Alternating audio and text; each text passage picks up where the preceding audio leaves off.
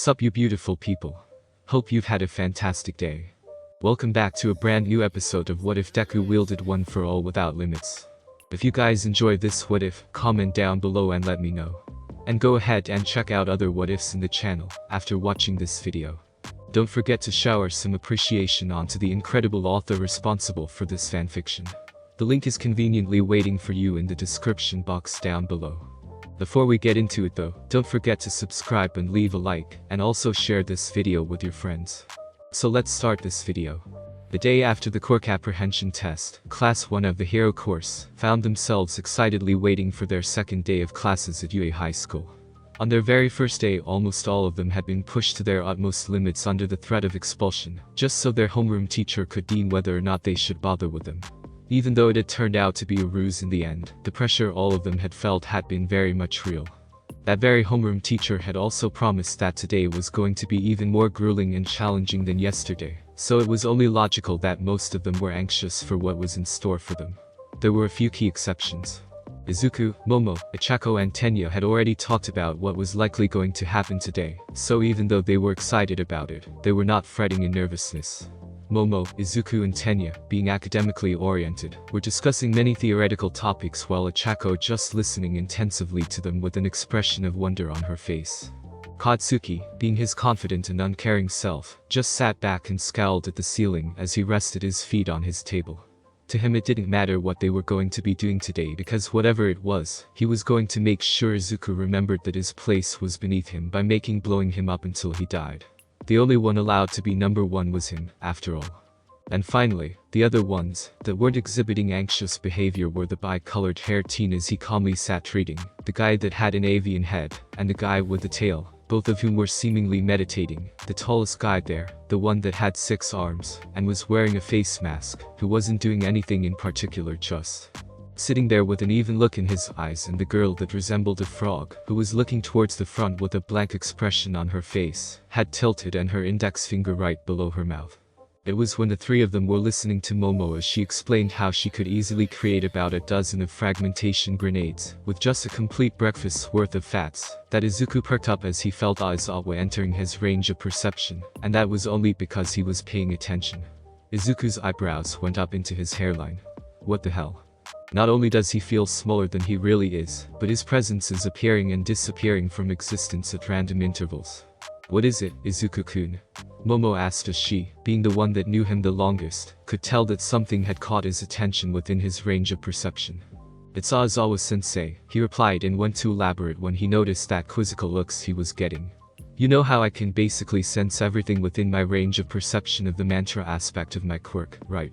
Well, yesterday I didn't notice Aizawa-sensei approaching us, so I was paying more attention to the information feed of mantra. I can barely feel his presence and moreover, it's fluctuating like crazy. Tenya sharply arranged his glasses. Fluctuating. Izuku nodded his head. Yeah. It's like it disappears and appears randomly. It feels really weird, he tried explaining, but he knew that to others, it was a concept difficult to grasp, to not be aware of the position and presence of everything within a certain range. Unless you could experience that, the best you could do was imagine it, and even then, you would fall short. Perhaps it has something to do with his quirk. We don't know what it is or who is after all, said Ichako, pressing a thoughtful index finger to her chin. That might be a very distinct possibility. Akin, said Momo with a light dust of pink across her cheeks as she used the nickname Ichako had insisted on her using, while they were riding the train back to their neighborhood. She flushed even harder when she saw Izuku's and Tenya's raised eyebrow, as Ichako gave her a double thumb up and a beaming smile. Ahem, that begs the question, Izuku-kun, how do we feel to your senses? Izuku rubbed his temple with his right finger as he elaborated. Well, this might sound weird, but you do feel like your quirks. That's how I can tell whom is whom when I sense them with mantra. For example, Ichako-chan feels like she is about to start floating, Tenya-kun feels almost like a race car, and you, Momo-chan, give me the impression of an always changing, unstable atom, he said, trying his best to elaborate as to how they felt to his mantra senses. Ichako blushed a bit and sweat dropped at the same time. That makes me sound too much like an airhead, she muttered in embarrassment. She knew that she had a bubbly personality, and that she tended to be blunt without realizing it, and she sometimes laughed at the most random things, but that didn't mean that she was an airhead. Tenya cupped his chin and nodded stiffly a few times. The same would be in my case. My quirk gives me engines in my calves that allow me to reach high speeds depending on the gear. Momo nodded ponderingly. It makes sense that you would sense my presence like that, with my quirk being the ability to create anything out of my fatty cells, she said before pausing and then speaking again. But that begs the question. Just what is Aizawa-sensei's quirk, taking into consideration how he feels to Izuku-kun's senses? The question went unanswered as in that moment Aizawa opened the door to the classroom and slipped inside. Whatever noise that used to be in the classroom went away as Aizawa closed the door behind him and walked to stand behind his desk. With uncaring and bored expressions still on his unkempt face, Aizawa nodded with what almost looked like approval. It only took you 3 seconds to quiet down and get to your seats today. It seems like you are learning common sense. Good. Everyone sweat dropped at his words. Aizawa continued on. Since we didn't have time for it yesterday because of your lack of common sense, we'll use today's homeroom session to introduce ourselves. The eyebrows of almost everyone twitched in irritation when they heard him. It was actually your fault, sensei. That was the collective thought of everyone in the classroom. You will stand up next to your seats, state your name, the name of your quirk, what does your quirk do and a fact about yourselves. This is done with the purpose of getting to know each other better, obviously. For the next 3 years, you will be learning together everything you need to be pro-heroes. It will also be extremely likely that you will work together as pro-heroes as well. Might as well start the camaraderie as soon as possible, or something like that, he said uncaringly before taking a seat and motioning towards the first student on his right. You start. Please follow the order of seating arrangements. The blonde teen with sparkling eyes stood up with an exaggerated flourish, and made a princely pose as if he was in a drama play. Zumapal Yuga Aoyama. My quirk is naval laser. Obviously, as its name implies, I can shoot laser beams from my navel. French is my second language. The pleasure is all yours. He finished his introduction with another flourish and an over-the-top high wink. Everyone sweat dropped at the ludicrousness that just happened. Even though, Izuku dutifully noted down the name of his classmate, the name of his quirk and what it did. Even though his mother had gotten him out of the habit of muttering what he was thinking out loud, he still had his notebook in which he wrote everything relevant about heroes, their quirk, what they did, and the many ways they could be implemented. All Might had told him that it was an extremely good habit that would serve him well in the future, and after such an endorsement, Izuku had continued to do it with even more enthusiasm. He can shoot lasers from his navel. Well, the point of origin is a bit inflexible. I recall him being in the same area as me during the entrance examination. He wore a belt that likely enhanced the strength of his lasers to the point that could easily destroy the robot villains. If he can find a way to shoot those lasers from other parts of his body, he would be a very difficult person to fight against, thought Izuku. After Aoyama was the pink-haired and pink-skinned girl with yellow pupils, black sclera and horns. She had an excited grin on her pretty face as she eagerly jumped to her feet from her seat. After the weirdo, it's my turn. The name's Mino Ashido. My quirk is called acid. I can secrete a corrosive liquid from my body, and I can control its solubility and viscosity. My quirk is also the reason why I look like this. Oh. And I like breakdancing. Pleased to meet you all. She finished her introduction with grins still in place, and giving a double peace sign. She's cute, thought Izuku with a slight blush as he wrote on notebook. Anyways, she can be an extremely dangerous close-quarter combat fighter as she can coat her entire body with her acid. Not only that, but if she can shoot the acid far away from her, she also has an answer against those that fight at a distance. Next up was the frog-looking girl. She calmly stood up and with a calm expression on her face, she made her introduction. My name is Tsuyu Asui, Ribbit. My quirk is called Frog, and it allows me to do everything a frog can do, so I am still experimenting and discovering new abilities. I like rainy days. Please take care of me, she said simply before taking her seat again. Despite looking a bit like a frog, she is also very cute, thought Izuku with his blush from Mina increasing a bit. He blinked and shook his head as he focused on writing. What's wrong with me? Anyways, if she can indeed do anything a frog can do, then she has an arsenal of abilities that will allow her to respond to many different situations. She'll a very well-balanced heroine when she develops all her abilities. After her it was the turn of Tenya, who rose mechanically from his seat, bowed stiffly and then spoke seriously while standing ramrod straight. I am called Tenya Ida. My quirk is engine. It gives me a set of engines located inside my calves that allow me to reach high speeds depending on the gear they are. I enjoy studying. I hope we can all have a fruitful stay here at the distinguished facilities of UA. he said before bowing again and taking his seat back.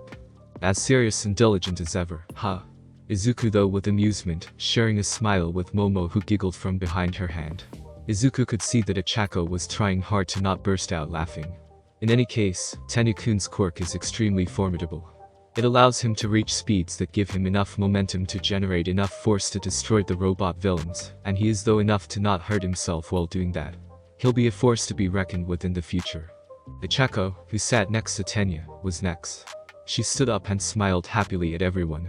My name is Ochako Uraraka. My quirk is called Zero Gravity, and I can manipulate gravity by making objects weightless or making them float when I touch them. My favorite hobby is stargazing. Please let's all get along, she said before taking her seat back. Ochako-chan said that she can manipulate gravity, but is it really limited to making things weightless or float? If she can make things heavier, she can become a fearsome combatant by both changing the tempo of a fight or manipulating the environment, as she likes thought Izuku seriously as he wrote on his notebook. He then blushed. She's not only cute and a good person, but she can become an excellent heroine. Next was another blonde teen with small black eyes, a thick tail with a hairy end and a calm disposition. I am known as Mashira Ojiro. My quirk is called Tail. As you can all see, I possess a tail that is as sturdy and strong as it is flexible. It comes with all the benefits of possessing a fifth limb that you can consciously control. I enjoy practicing martial arts. Thank you for listening, he said with a formal bow before he took a seat. Izuku perked up at the last bit. So, he likes martial arts, huh? Maybe I can ask for a spar and we can exchange techniques and training tips. Also, I remember that he was also in the same area as me during the entrance examination. That tail is strong enough to destroy the robot villains. If he can effectively apply the usage of his tail to his fighting style, he'll as unpredictable as he'll be dangerous. Following Mashira was another blonde teen, but this one had spikier hair with a black lightning-shaped stroke and thin eyebrows. He stood up and tried to smirk in a cool manner as he pointed confidently at himself. The name is Denki Kaminari. My quirk is electrification. I can emit electricity from my entire body. I like cute girls and everything that is trending, he said before he, once again, tried to look cool by winking at all the girls in the room, who either looked confused, Ochako and Tsuyu, or just ignored him, Momo, Mina and Kyuka. One couldn't tell what Toru's reaction was since she is invisible. Izuku's eyes widened at his words. Electricity. That is seriously overpowered. If he emits it from his body, it stands to reason that he can keep it inside of it. He could enhance himself with electricity not to only make close-quarter combat more effective, but to also increase the speed of his synapses, increasing strength, speed, reflexes and perception. Holy crap, he thought excitedly as he wrote in his notebook. Next up was a specky red-haired teen that had a small scar above his right eye, and his teeth were slightly pointed. He grinned boisterously as he crossed his arms across his chest. I am Ijiro Kirishima. My quirk is hardening and it allows me to exactly that. I can harden and sharpen any part of my body. My favorite hero is Crimson Riot because he is the manliest of them all. That's one impressive quirk. If his hardening abilities don't affect his mobility and he can control how much he can harden himself, then his quirk should function similarly to the armament aspect of Haki. And believe me, I know how effective something like that can be, thought Izuku with some excitement at finding someone that could relate to him in what their quirks did, or, in Izuku's case, an aspect of his quirk did. Then one that was next was a tall, muscular teen with peach-colored skin and head shaped like a pointy rock. He timidly stood up with shoulders a bit hunched and holding a small white board with something written on it. It read, "My name Koji Koda. My voice is Anivis. I can command and take control of any animal when I speak to it. I own a rabbit as a pet. Forgive me for any inconveniences." When everyone finished reading, Koji was bowing his head. After a few seconds he quietly took his seat again. A bit shy, isn't he? In any case, that quirk of his is pretty useful. Using animals, who generally have much better senses than humans, he can gather information and track others easily. Not only that, there are animals out there that can put up a mean fight, he thought as he wrote on his notebook. Sitting next to Koji was a tall, muscular teen with spiky brown hair and thick lips. My name is Rikido Sato. My quirk's name is Sugar Rush. By consuming 10 grams of sugar, I can increase my strength 5 times for 3 minutes, and by consuming more sugar, I can extend the time my strength is increased. I like making all kinds of sweets. Nice to meet you all, he said before taking his seat. It seems that the strength of his quirk depends on how strong he is on his base form. Also, he can only extend the time of enhancement, not the amount of enhancement itself by consuming more sugar. That seems a bit inconvenient, but it makes sense from a physiological point of view. After Sato, it was time for the tall boy with silver hair wearing a face mask, and with the sleeves of his uniform cut out to make space for his extra arms. My name is Meizo Shoji. My quirk is Dupli Arms. Not only can I generate extra arms, but they can also imitate other parts of my body, such as my ears and mouth. My favorite food takoyaki, he said, having used the end of one his arms to manifest mouth from which he spoke. It had been cool, in a weird kind of way. If he can manifest his mouth and ears, it's likely that he can also manifest eyes from which he can see, giving him an extremely expanded field of vision. Not only that, but I know for a fact that he is also extremely physical strong. The only reason I scored higher than him during the grip test yesterday was because I used armament Haki, he thought after writing his observations on his notebook. Next up was a slender girl with purple-colored hair and triangular-shaped onyx-colored eyes. Her most peculiar feature were her earphone plug-like earlobes. My name is Kyokajiro. My quirk is called Earphone Jack. You see how I got earphone plugs for earlobes? I can control their length at will, and I can channel the sound of my heartbeat through them. And they are way tougher than they look, just so you know.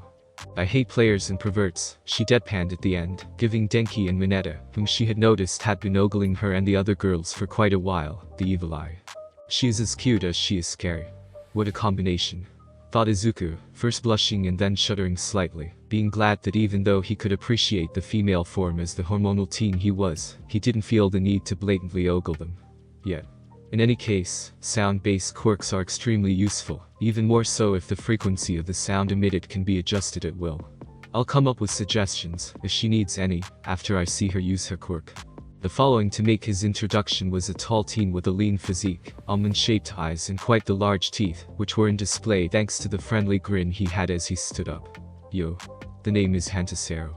My quirk is tape. I can shoot cellophane tape from my elbows, and let me tell you, my tape is as strong as steel, so don't underestimate it. My favorite fruit is orange. I hope I can get along with all of you. That quirk should give him a lot of mobility in urban settings. And if the cellophane tape he produces is as strong as he says it is, then very few people will be able to escape from it. He wraps it around them enough times, thought Izuku. Next was the teen whom had a head shaped like a bird's, but the rest of his body was human. My name is Fumikage Tokoyami. My quirk called Dark Shadow. I am the host of a sentient shadow beast that I can materialize outside my body at will. Its strength depends on the amount of light there is in an inversely proportional matter. I am partial to apples. Thank you, he said simply before taking his seat back. The sentient shadow beast. That's awesome. He says that the less light there is, the stronger it is, but he never specified just what he could with his quirk.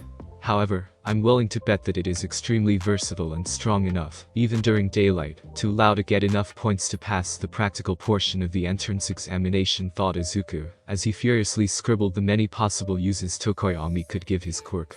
Next up was the bi-colored haired boy that also had heterochromia, with one eye being gray and the other being turquoise. He also had a burn scar on the upper left side of his face. I'm Shoto Todoroki. My quirk is called half cold, half hot. From my right side, I can generate ice, and from my left side, I can generate fire. I enjoy Zarusoba, he said simply with some aloofness and coldness in his tone before he took his seat back. His quirk has two opposite aspects. He can use both ice and fire at the same time. Holy crap, that's stupidly overpowered. Not only can he probably fight quickly changing the temperature, which is very harmful for non-enhanced humans, and if done in a large enough scale explosive, he can probably negate the setback of using one aspect of his quirk with the other. He should be one of the strongest here, as probably using both his quirk strengthened his body, by exposing himself to quick and sharp changes in temperature. What if he can control the ice and fire he generates too? Holy crap. Izuku thought, impressed, as he noted down the flood of ideas concerning Todoroki's quirk. Afterwards it was the turn of the girl that was completely invisible. She stood up with an excited little jump, and she waved at everyone, judging by the movement of the sleeves of her uniform. My name is Toru Higakure. My quirk is invisibility. As you can see, or not, pun intended, my body naturally doesn't reflect light, making me invisible. I'm still learning how to turn it on and off at will, but it's too strenuous at the moment. I like plushies and cute things. Please take care of me. Izuku chuckled.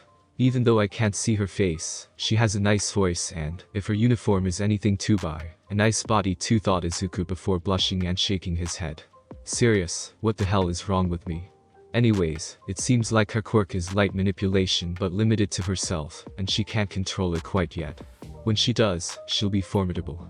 Also, even though she scored second lowest yesterday, her physical abilities are not to be underestimated. She had to be strong and skilled enough to have passed the practical portion of the entrance examination. The next one to go was Bakugo. He stood up with a scowl on his face and hand in his pockets, his posture uncaring, almost like he was a delinquent. My name is Katsuki Bakugo. My quirk is explosion. From the sweat glands of my palms, I secrete a type of nitroglycerin I can detonate at will, meaning that I can make all of you explode until you are dead if you piss me off. And I hate losing. Izuku sighed and rolled his eyes in annoyance. This guy never changes. He's not going to endear himself to anyone if he keeps up acting like this, he thought to himself, noticing the looks Katsuki was getting from most of the class. Also, he didn't have to write anything about Katsuki's quirk, because after basically having interacted with him his entire life, there wasn't anything he didn't about his quirk. Its current strength was more than likely increased. Izuku noticed that it was his turn now. I wish we could have chosen our own seats, he lamented a bit mentally, since he was assigned a seat next to Bakugo, whom he didn't like, for obvious reasons. Izuku lightly shook his head and focused in the task at hand. Introducing himself. He smiled and put an earnest expression on his face. Hello everyone. My name is Izuku Midoriya. My quirk is called Haki, because of how it works. I possess an energy inside my body that responds to my will regarding three aspects. Armament, which boosts my offensive and defensive capabilities. Mantra, which allows me to sense everything around me at a range depending of whether or not I am concentrating. And finally, King's Will, which is essentially projecting the raw energy outside of my body carrying my will. My preferred hobbies are video games and physical training. A pleasure to meet you all and I hope we can get along. He finished with a bow. As he took his seat again, Izuku took notice of his classmate reacted to him. He was not surprised by the glare Bakugo was sending his way, that was nothing new. He noticed that most of his male classmates, with the exception of Iida, Aoyama, Koji, Sato, Shoji and the short boy that was next, had the kind of interested expression that told him that they wanted to measure their quirks against him. Much to his embarrassment and subconscious pride, he noticed that the kind of interest in the faces of the girls was very different from that of the boys.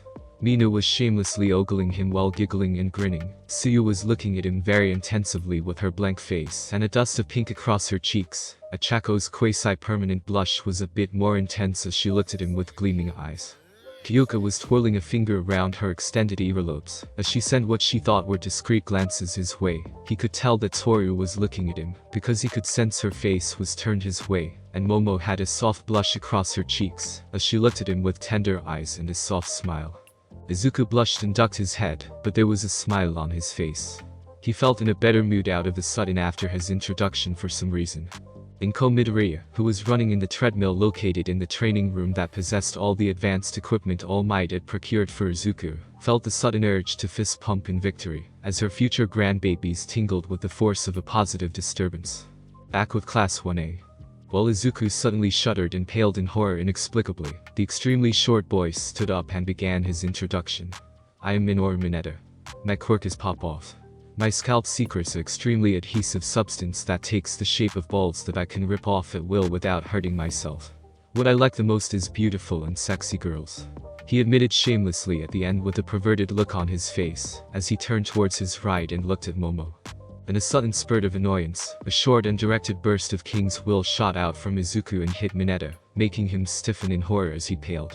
Under the mixed looks of confusion and disgust from his classmates, Mineta almost mechanically took his seat, while trembling. Izuku blinked. What was that? He then shrugged, not giving it too much importance. Anyways, despite how his blatant perversion is annoyance, his quirk, despite sounding so unimpressive, if applied correctly and smartly, could be extremely useful in many situations, he thought as he put down some notes. And finally, last but certainly not least, it was Momo's turn. It was after Izuku noted down all the names that he realized that they were organized in alphabetical order going by their surnames. Izuku's sweat dropped. Isn't that kind of lazy? There were countless of computer programs that could give you a numerical list based on those criteria with just a few clicks. Momo went on with her introduction. My name is Momoyo. My quirk is called creation. As long as I know its composition, I can create anything that is non-living by molecular manipulation of my fat cells. I enjoy reading, especially illustrated encyclopedias.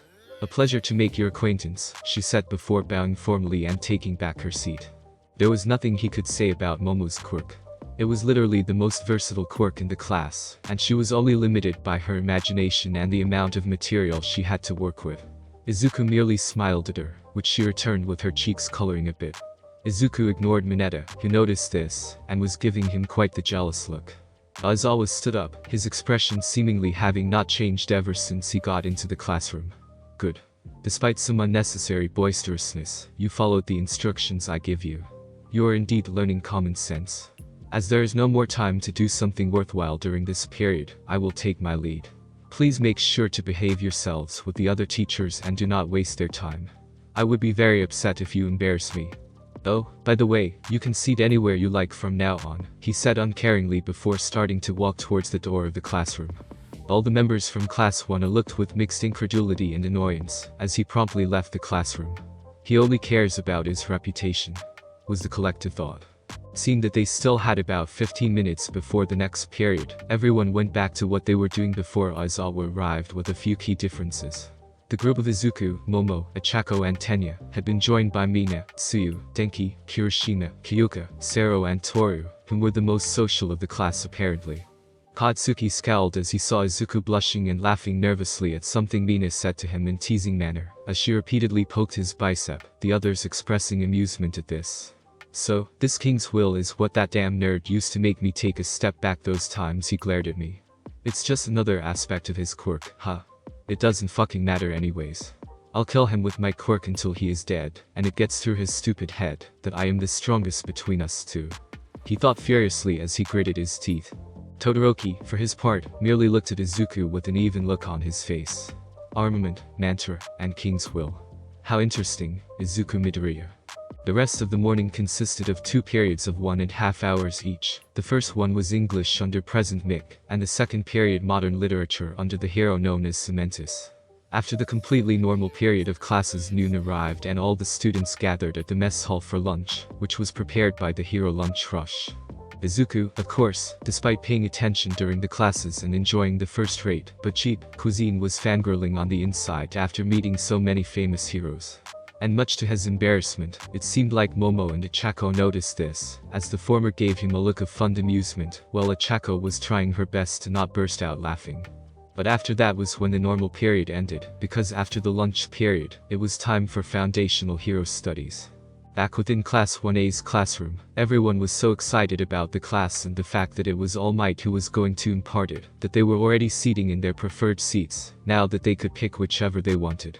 Since Izuku, Momo and Iida liked to seat as close to the blackboard as was possible, and Achako only wanted to seat close to them, they were seating in the middle rows, with Momo and Achako seating in the front, and Izuku and Tenya sitting behind them, since they were taller than them.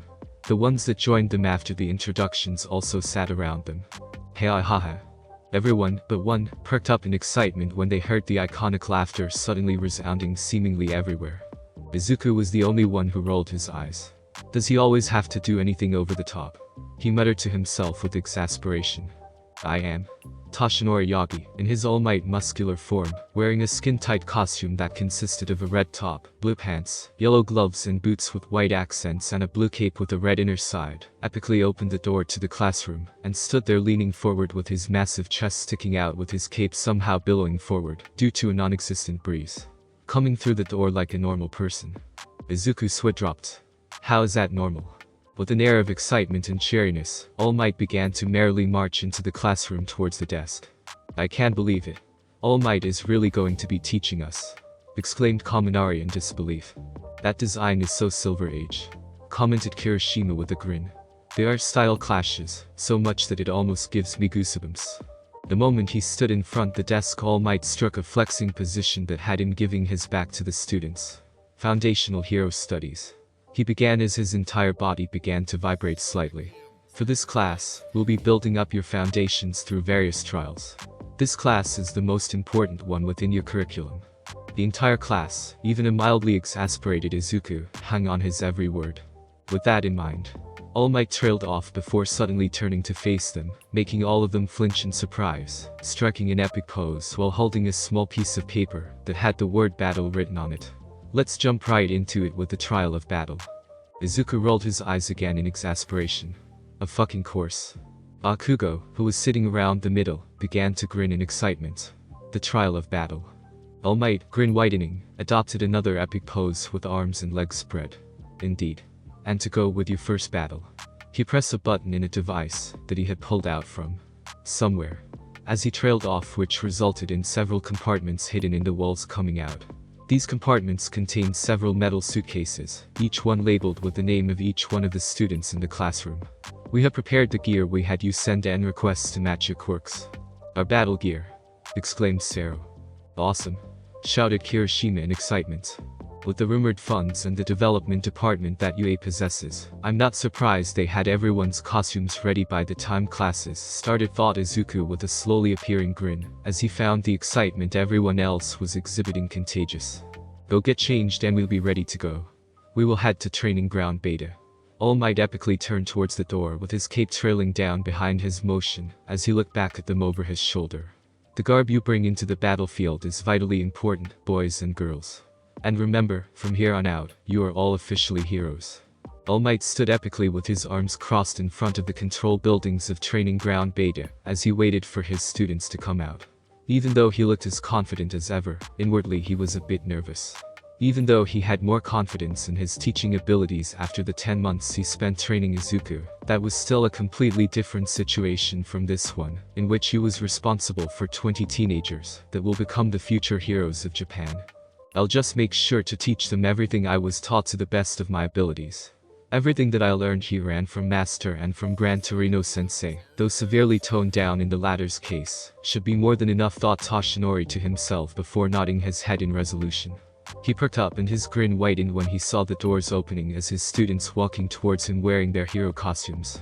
All Might inspected all of them as they walked towards him. Short AN.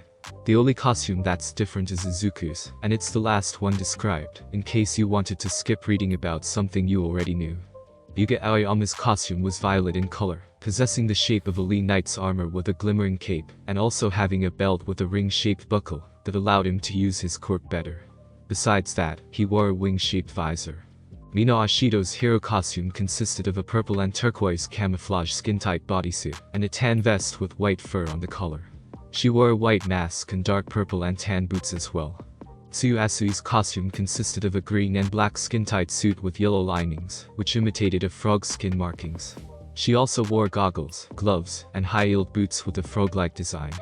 Ida Tenyu's costume consisted of a black one-piece suit with a high collar, over which he wore various pieces of silver-colored armor, including a silver-colored helmet, a metal mask with holes that covered his entire face except his eyes, a metal collar around his neck, a breastplate, decorative mufflers extending back from his midriff, and metal vambraces that extended past his elbows.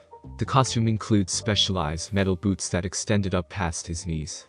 Ichako Uraka's costume consisted of a skin-tight pink and black suit with detached sleeves, knee-high boots, belt, helmet, collar, and thick round bracers with handles attached to them.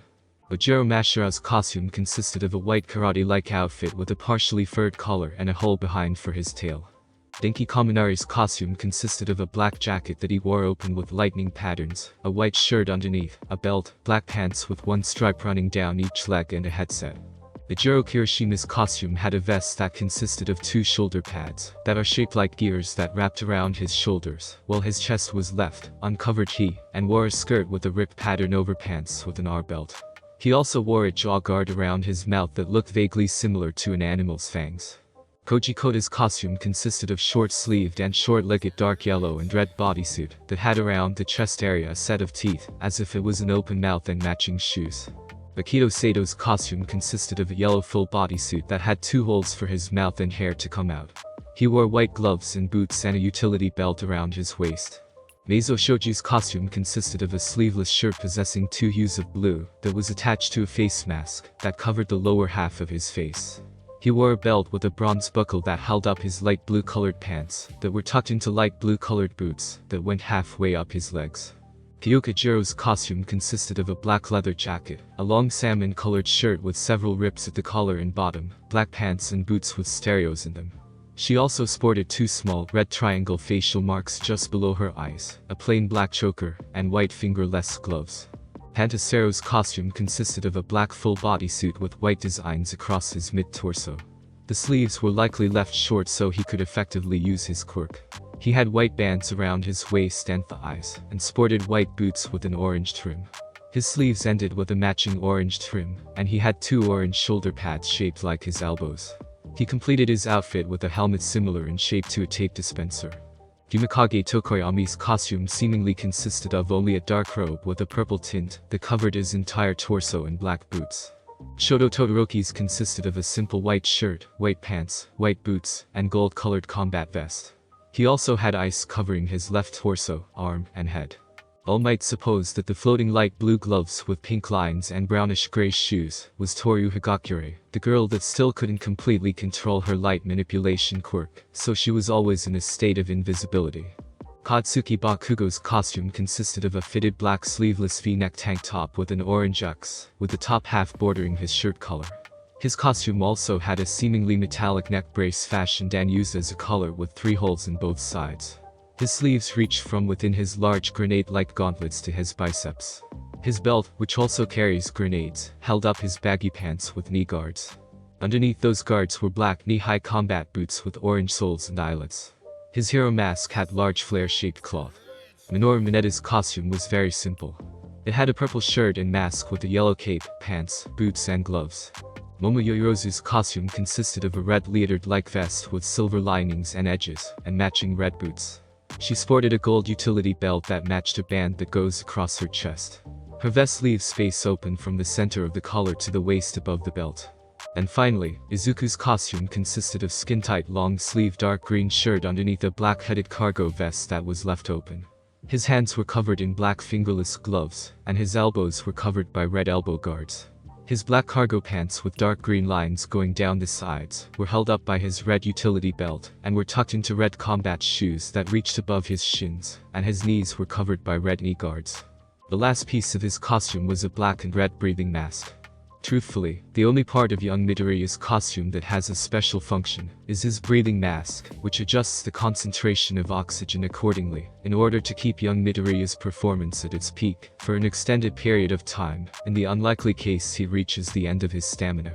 The rest of his gear, even though it's made with extremely sturdy, but flexible, material that should be able to resist the strain he is sure to put it through, is more for the sake of aesthetics more than anything else. One for All and Armament Haki are enhancements upon themselves after all, thought All Might after nodding approvingly at the hero costumes of all his students. All Might had to physically stop himself from stopping chuckling in amusement when he saw Izuku blush in slight embarrassment, as he no doubt noticed the looks he was getting from all the girls.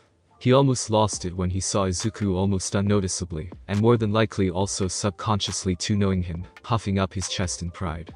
Even though all the boys were in shape, Izuku easily possessed the most fit body out of everyone there, barring All Might himself, and even Toshinori had to admit that it was debatable was he no longer in his prime. Due to how his long-sleeved green shirt molded to his body, every single one of the muscles of his upper body could be appreciated, despite the cargo hooded vest. It seemed like the girls were taking advantage of that fact. To be right in the springtime of youth and full of hormones, thought All Might, weirding everyone out slightly with the sudden change of aura to one that was epically nostalgic. After a few moments All Might got a hold of his wits again, and his perpetual grin widened as he looked at all of his students.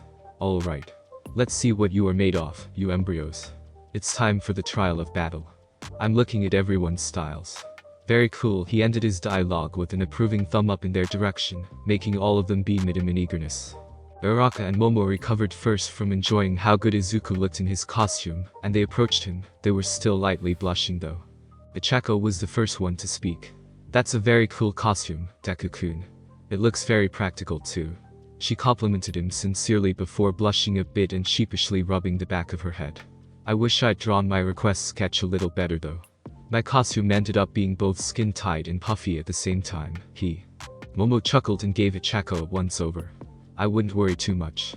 It still looks good on you, Akin, she reassured her sincerely, chuckling again at Ichako's blush increasing, before turning towards Izuku and giving him a once-over too. And I have to agree with her, Izuku-kun. You look very cool in your costume. She complimented him before cocking one hip to the side and crossing her arms under her big breasts, pushing them up and accentuating her already revealing cleavage. I wanted to show more skin in order to make my quirk more effective, but there are regulations against that, sadly. Yeah, how sad, he thought to himself as he took in the sight of his two close female friends in their very flattering heroine costumes. So much was he into his appreciating and committing the sight into his memory, that he didn't notice Momo and Ichako almost preening, after they noticed how intensely he was looking at them. Izuku shook his head and laughed. Thanks. The two of you also look very good in your costumes. Truthfully, the only special part of my costume is the breathing mask, which regulates oxygen concentration when I need to extend my peak level of performance, if I'm running on fumes. The rest is more for practicality and aesthetics since, you know, armament, he said with a helpless shrug of his shoulders. Momo and Ichako blushed a bit at his compliment about how they looked, and the three of them shared a laugh at his last comment. On another note, slightly separated from the group, Mineta took a good look at all the girls in the class in their costumes, before looking towards the horizon, with an even expression on his face and a thumb up. Heroics is, without a doubt, the best department. Anyways, Sensei.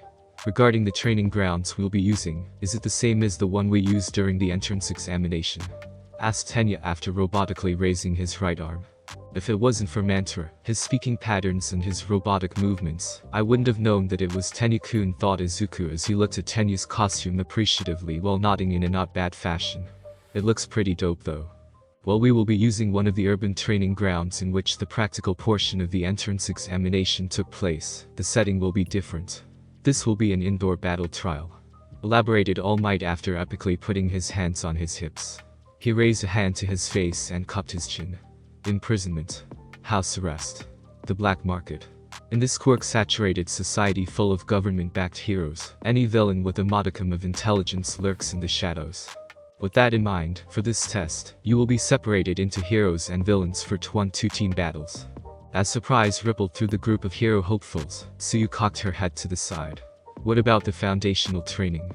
This is foundational training, exclaimed All Might while tightening his left fist epically in front of his face. This time there won't be just robots, it'd be okay to just destroy. So, how do we determine who wins and who loses? Asked Momo. Is it okay if I can just make them explode until they die? Asked Bakugo menacingly while sending glares in Izuku's direction, who just glanced towards him before rolling his eyes. Is there a threat of expulsion like with Aizawa-sensei's exercise? Timidly asked Ichako in worry. Tenya robotically raised his right hand high into the air. If we are separating into different groups, what would be the best way to do so? Aoyama twisted his body so he was showing off his cape. Doesn't this cape look fabulous on me?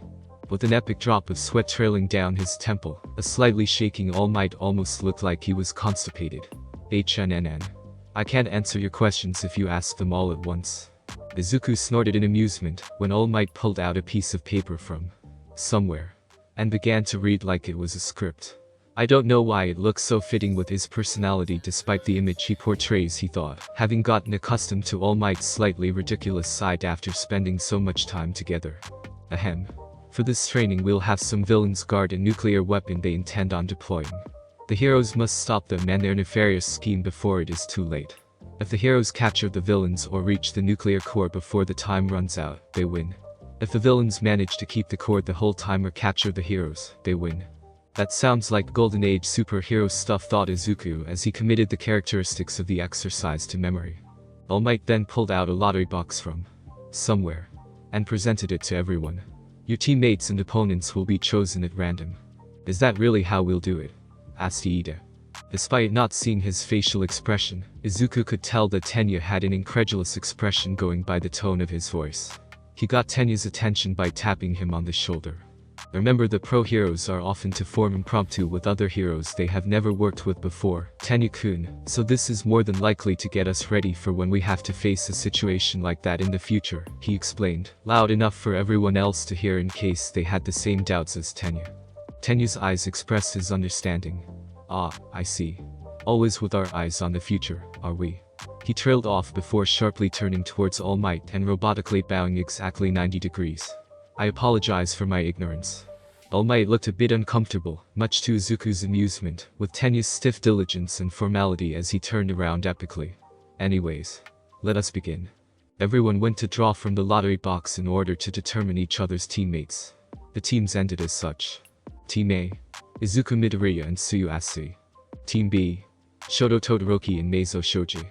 Team C, Momoya Irozu and Ichako Uraka. Team D, Ida Tenya and Katsuki Bakugo. Team E, Yuga Aoyama and Mina Ashido. Team F, Rikido Sato and Koji Koda. Team G, Kyoka Jiro and Denki Kaminari. Team H, Fumikage Tokoyami and Minoru Mineta.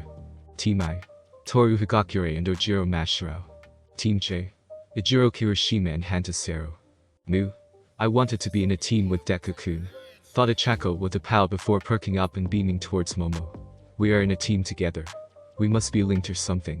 Momo chuckled and grasped Ichako's hands and beamed happily towards her teammate. Pleased to have you, Akin. Izuku approached the frog-themed girl and smiled good-naturally at her.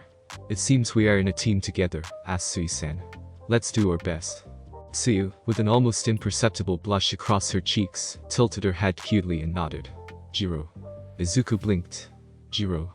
Tsuyu's blush increased a bit, but she didn't say anything else.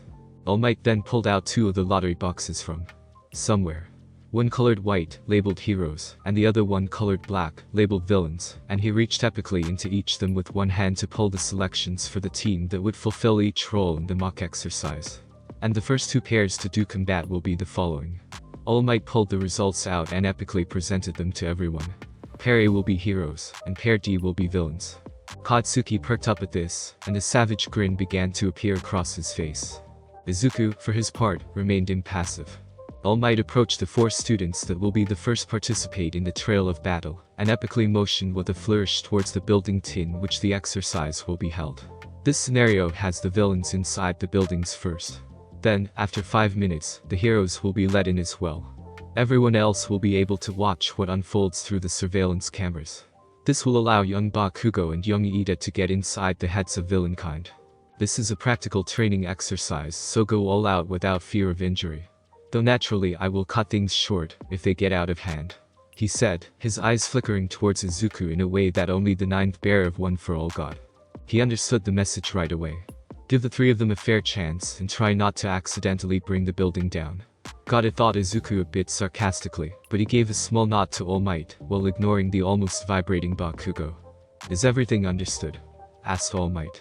When the four participants nodded, he pulled out 4 pieces of paper and 4 small earplugs from somewhere. Handed them over. That's the layout of the building. Commit it to memory. And use these communicators to keep constantly with your teammates. The villains shall go into the building first.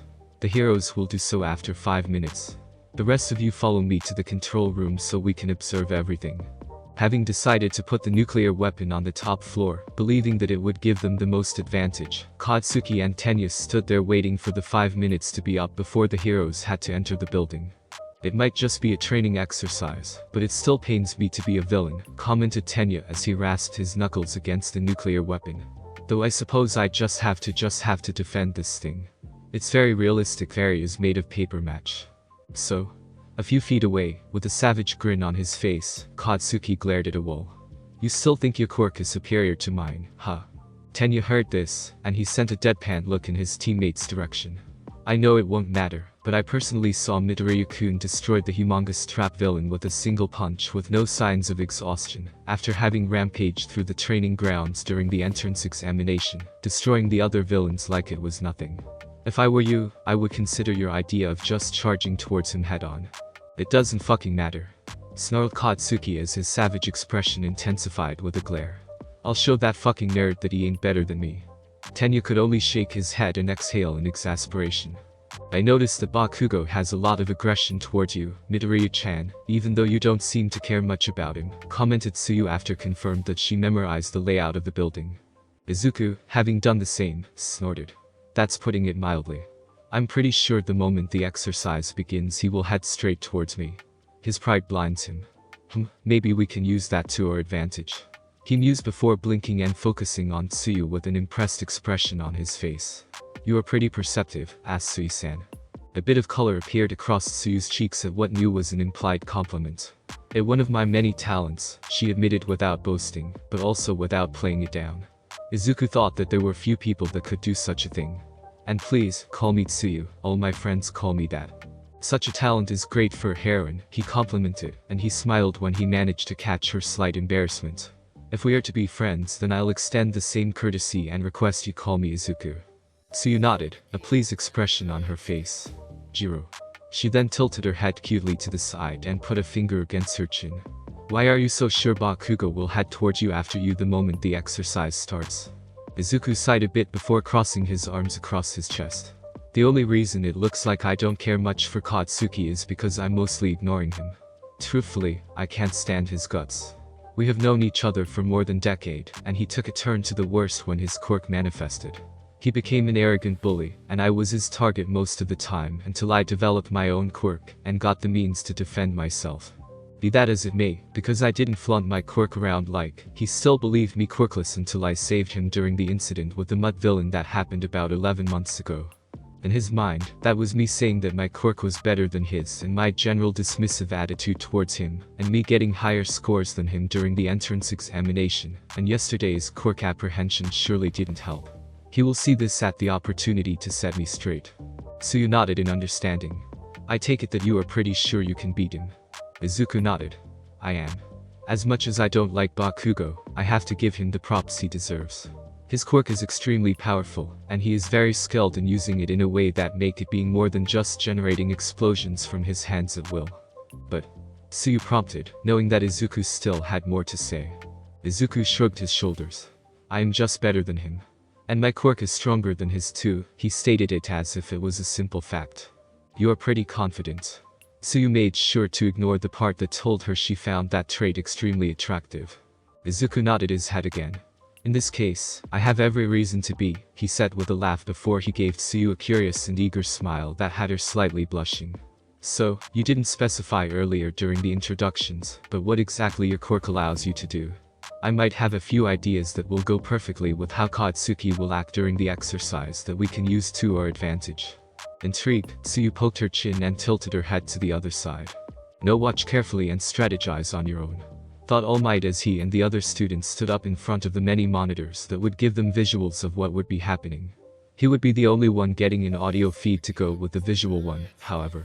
All Might took an epic pose by holding a pencil by his side with his right hand, and holding a notebook by the upper part with his left hand, and using his left forearm as support.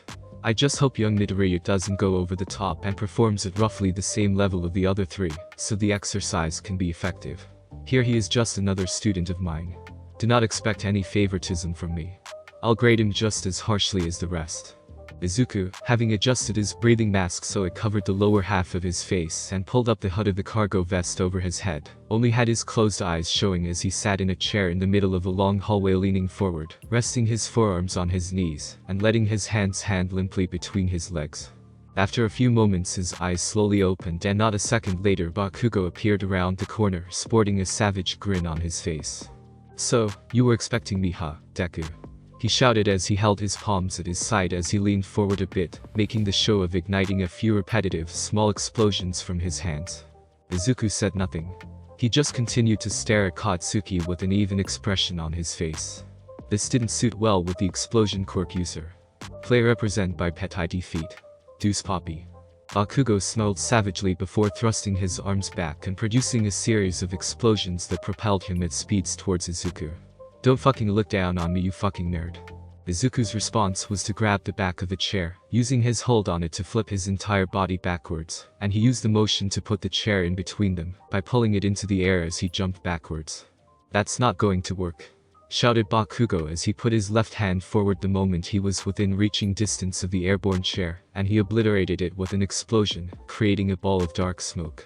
A moment later a spinning Bakugo, having used the momentum of his explosions to push himself forward and make himself spin around clockwise, came out of the smoke and reached the still backpedaling Izuku in a blink of an eye.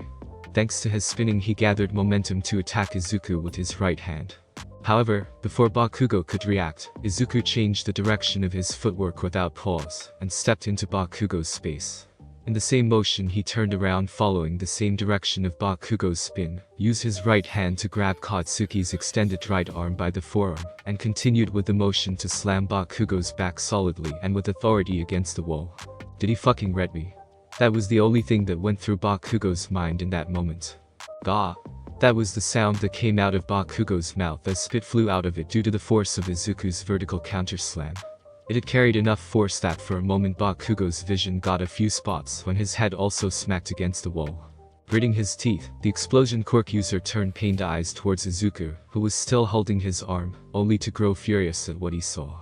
Izuku's expression had not changed at all. With a snarl of both pain and fury, Bakugo lashed out towards Izuku with his left hand and released an explosion. It didn't hit Izuku as he had released his hold on Bakugo and jumped back away from the range of the explosion, which also pushed Bakugo away from wall, which let to all have a faint human-shaped indent on it. I'm fucking pissed now.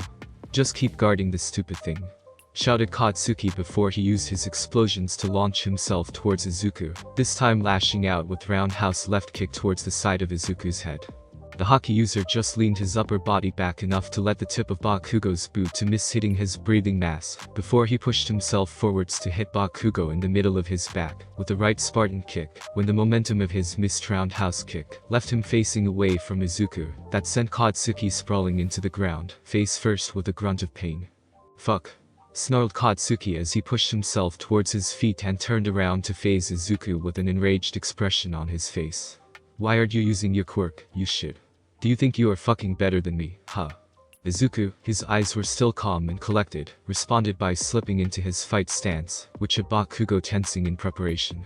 A moment later Izuku exploded into action, and he jumped while spinning around himself clockwise, and sent a reverse roundhouse left kick towards Bakugo's head.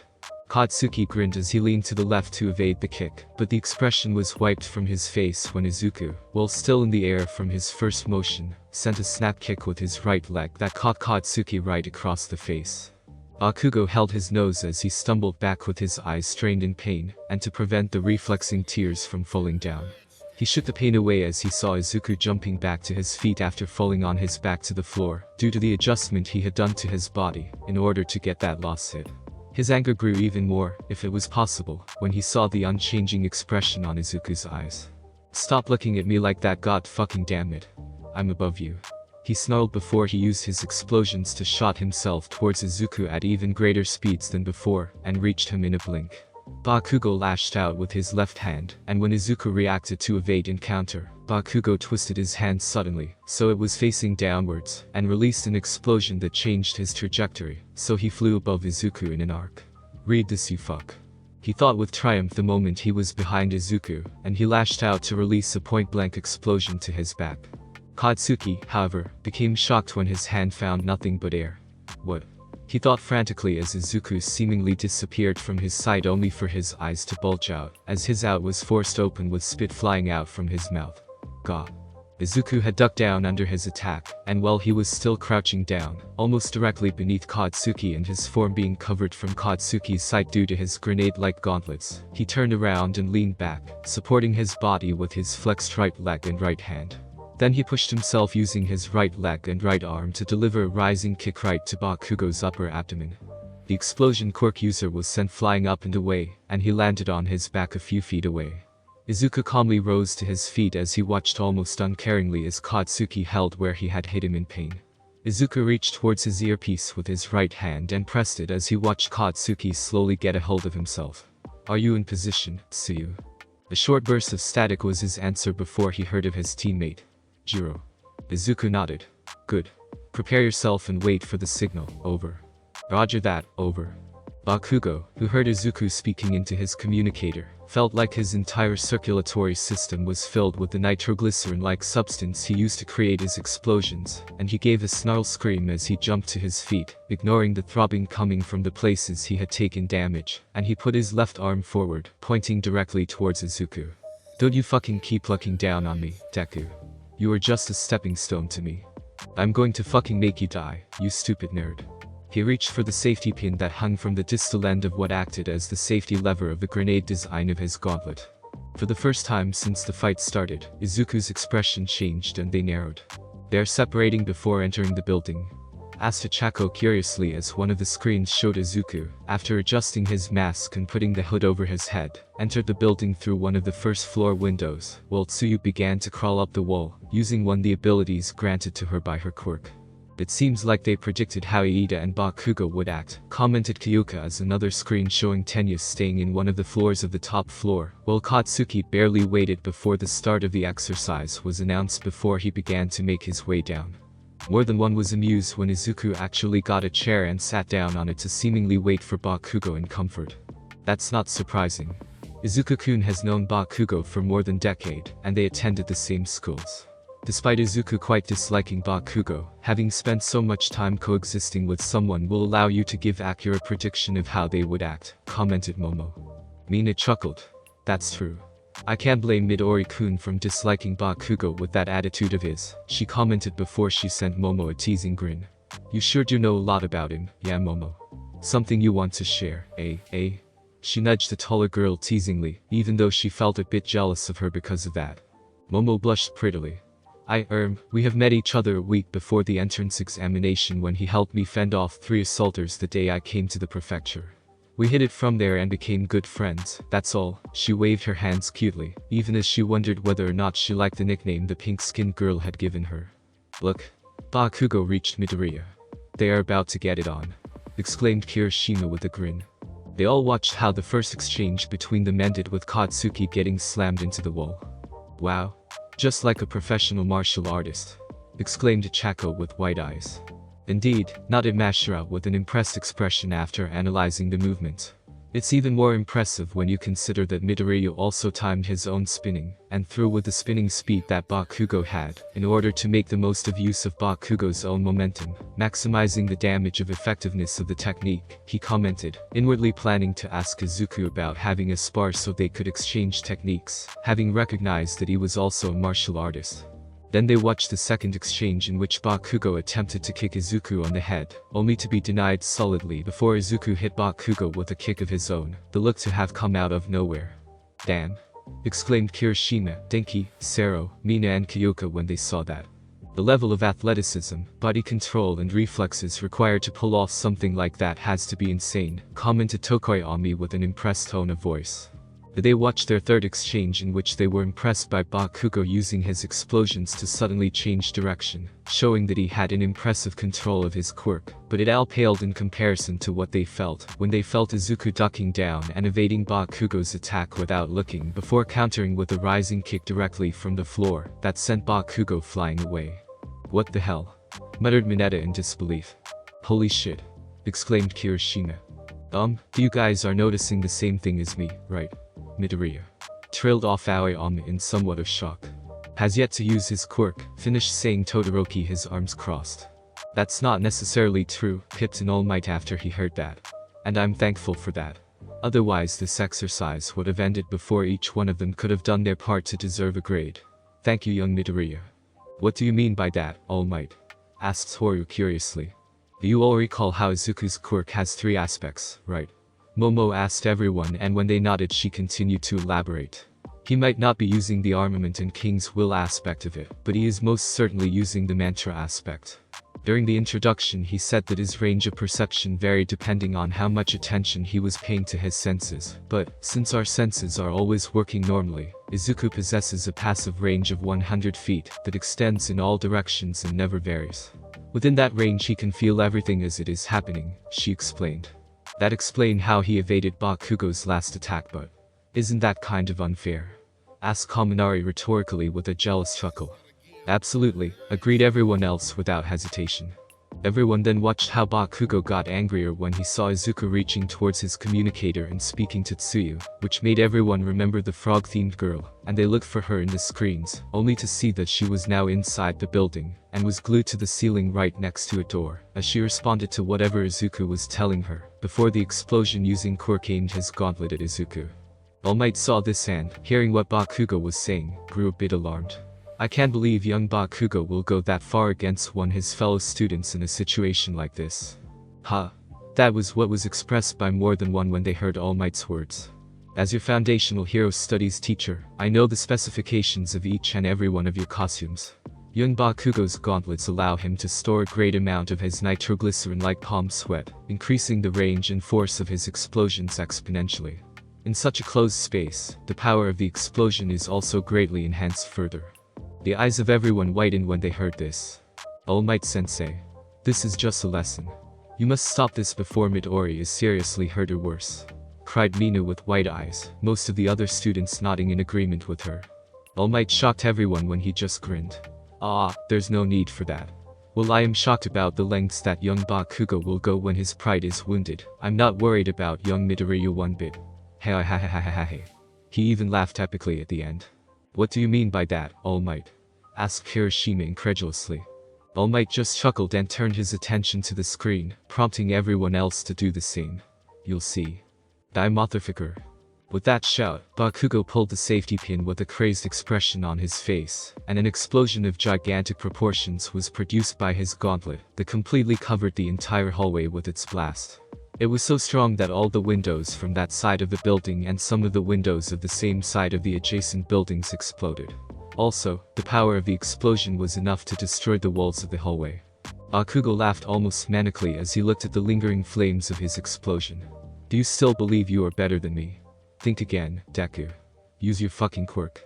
I want to break you at you full strength, you asshole. He snarled, ignoring the frantic questioning from Tenya that resounded from his communicator.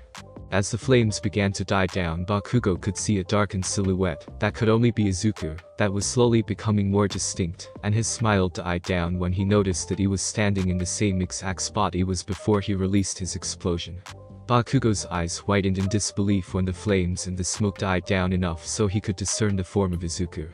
The Haki user, with his hood no longer covering his head, had his entire left side facing towards Bakugo, with his left arm raised towards the explosion quirk user, and his palm wide open in a stopping motion.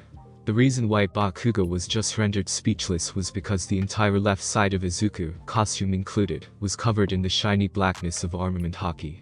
His green eyes were narrowed intensely towards Bakugo.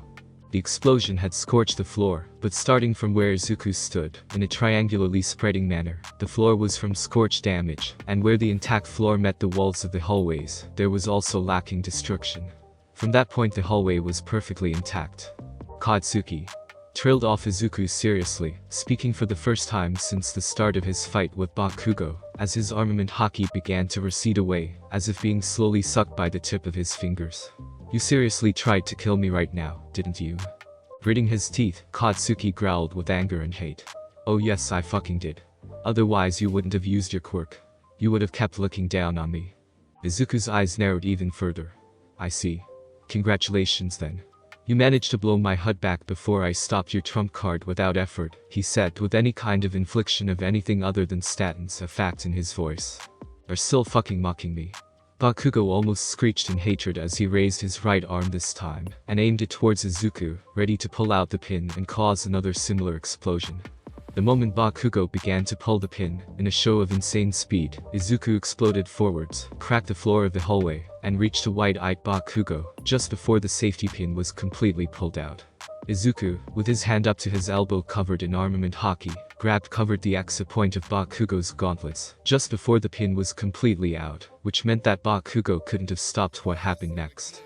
The developers at UA were far from stupid, and they knew that equipment such as the one Bakugo had requested, possessed a higher chance of causing harm to their user if malfunctioned. In this case, while it wasn't a malfunction, the user safety mechanism activated anyways. Because Izuku had closed the exit point of the ignition, the explosion had turned itself inwards. Normally, that would have resulted in Bakugo getting his entire left side obliterated and resulted in an instant death, but thanks to the mechanism, the only result was an explosion that was 3 times as strong as Bakugo's normal ones, that completely destroyed his right gauntlet, gave him second-degree burns, and also cracked his ulna and radius due to the force. A noteworthy injury, certainly, but nothing that was remotely life-threatening. It had hurt like a bitch still, and Katsuki screamed in pain. Izuku, with his eyes narrowed, closed his fists over the lingering embers of the flame of the small explosion, snuffing them out, trails of smoke rising from between his armament-covered fingers. So that was the safety mechanism, he commented idly as armament receded, having felt the parts of it, which had felt almost out of place inside the gauntlet, using Mantra. It was the only reason why he had dared to do what he just did. He was not his opponent after all. Before Bakugo could reach with his left arm to hold his right one reflexively in pain, he gave a grunt of pain when Izuku wrapped his left hand around his wrist and held him in place. Bakugo looked into the narrowed eyes of Izuku with slowly increasing fear. He stopped my strongest attacks twice with his bare hands using just one aspect of his quirk, and before that he was dominating the fight without using it. Katsuki trailed off as he saw Izuku cocking right arm back, with his hand curled into a fist, as it got covered in the black shiny substance that was the armament aspect of Izuku's quirk. Then it got a silvery hue as red veins of power appeared, and arcs of green lightning began to trail off from the enhanced appendage. In that moment, Katsuki could only see a gigantic fist heading directly towards him. "It's going to kill me. First gear," declared Izuku before lashing out with his arm, and Bakugo was understandably flag-bastard when Izuku, instead of punching him, delivered an uppercut towards the ceiling, his fist stopping right in front the shocked Bakugo's face. Even though Tenya had been extremely frustrated about Bakugo's actions and his unwillingness to work as a team so they could perform their best during the exercise, Tenya had still gone and done his part the best he could. After deducing that with Bakugo confronting Midoriya, that would leave Asui coming towards him to make a try for the target. After recalling what she said about her quirk giving her frog-like abilities, he had taken the necessary steps to counter her. He had moved the nuclear weapon into a corner of the room at the top floor, so he didn't have any blind spots Asui could exploit. Also, the room he was in lacked columns that she would be able to use as cover, and the only entrance to the room was a single door that he hadn't taken his eyes off since moving here. The next few minutes were spent trying to establish communications with Katsuki, getting into the most villainous mindset possible, and thinking about Asui's possible abilities, and he could counter them. Tenya had waited and waited, but Tsuyu had not appeared. He had been about to take a look outside of the room when he was almost sent to the floor after a massive explosion shook the building. Knowing the most likely course of it, he had immediately started to berate Katsuki, while pacing around the room for using such a thick and enclosed spaces, but, as it had been happening since the beginning of the exercise, he had been ignored by Katsuki. It's not like he had even the slightest chance of winning. Midoriya is on a whole other level, thought snidely after Katsuki failed to answer his demands for an explanation about the massive explosion. Before he could calm down his irritation towards his teammate and walk back to stand protectively in front of the nuclear weapon, as his pacing had almost taken him to the opposite side of the room, the floor was suddenly destroyed by a rising shockwave of force that shook the building even more than the explosion, and resulted in all the windows of the building and the adjacent buildings, as the shockwave of force also destroyed the ceiling of the top floor, and continued going up towards the sky. Tenya had been sent to the floor this time as he had not managed to retain his footing, and before he could react, Tenya watched almost as if slow motion, as Asui quickly crawled into the room, passing the upper part of the frame of the room's only door, and her extendable tongue lashed from her mouth, until it struck a point above the somehow still standing nuclear weapon, and it stuck.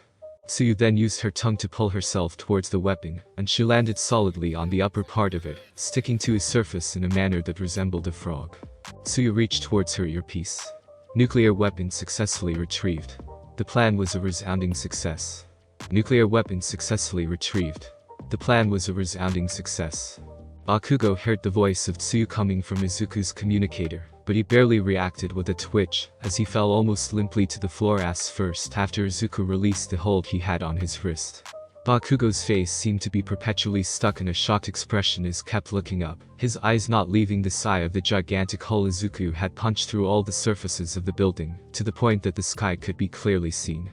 After a moment, Bakugo shakily pulled his gaze away from the almost impossible sight to stare at Izuku, who had taken off his breathing mask, allowing Katsuki to see the side of his expression, which was one of slightly narrowed eyes and frowning lips. You. Bakugo couldn't form words. Izuku, however, could tell what he was trying to say. He shrugged his shoulders and nodded. Yeah. I kept fighting you for two reasons. The first one was to give enough time for Tsuyu to get into position as close as she could to the weapon without being detected by Tenya-kun. She knew where Tenya had moved the target because while you were making your way down to me, I used the mantra aspect of my quirk to sense where Tenya had moved it. This hallway is directly below the room in which Tenya-kun had put the target. After that I just had to create a distraction that was powerful enough to both prevent Tenya from moving to defend the target, and as a signal for Tsuyu to go for it.